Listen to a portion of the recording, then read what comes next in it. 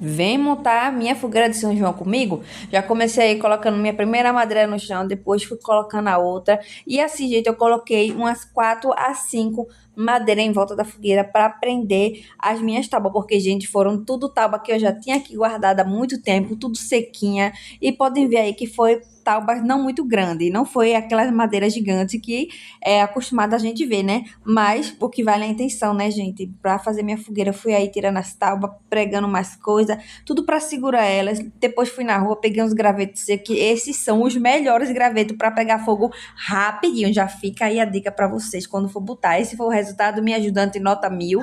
Me ajudou bastante.